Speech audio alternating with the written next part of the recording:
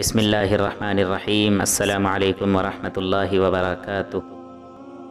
حضرت ابن عباس رضی اللہ عنہ سے روایت ہے کہ حضرت اسماعیل علیہ السلام نے پہلی شادی قبیلہ بنو جرہم میں کی تھی۔ ایک مرتبہ حضرت ابراہیم علیہ السلام اپنے بیٹے اسماعیل علیہ السلام سے ملنے کے لیے مکہ آئے، اور جب اسماعیل علیہ السلام کے گھر پر پہنچے تو معلوم ہوا کہ حضرت اسماعیل علیہ السلام گھر میں موجود نہیں ہیں، روزی روٹی کی تلاش کے لیے باہر گئے ہوئے ہیں۔ گھر میں اسماعیل علیہ السلام کی بیوی تھی، ان سے خبر خیریت معلوم کی اور اپنے بارے میں اور حضرت اسماعیل علیہ السلام کے بارے میں بہت کچھ معلومات حاصل کی۔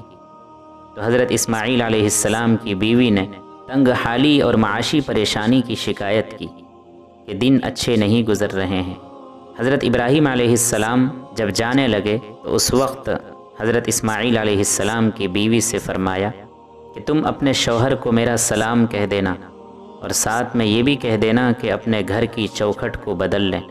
شام کو جب حضرت اسماعیل علیہ السلام گھر پر تشریف لائے تو ان کی بیوی نے سارا قصہ بیان کیا اور کہا کہ وہ بڑے میاں آئے تھے، انہوں نے آپ کا حال چال معلوم کیا اور جانے کے وقت فرمایا کہ اپنے شوہر کو سلام کہہ دینا اور یہ بھی کہہ دینا کہ اپنے گھر کی چوکھٹ کو بدل دیں۔ حضرت اسماعیل علیہ السلام یہ بات سن کر اپنے والد کی مراد کو اور مطلب کو سمجھ گئے اور بیوی سے کہا کہ تمہیں خبر بھی ہے کہ وہ کون تھے؟ وہ میرے والد ابراہیم علیہ السلام تھے، اور وہ تمہارا امتحان لینے کے لیے آئے تھے۔ چنانچہ انہوں نے جو گھر کے چوکھٹ کو بدلنے کی بات کی، اس چوکھٹ سے مراد تم ہو۔ ان کے کہنے کا مقصد یہ تھا کہ میں تمہیں طلاق دے دوں۔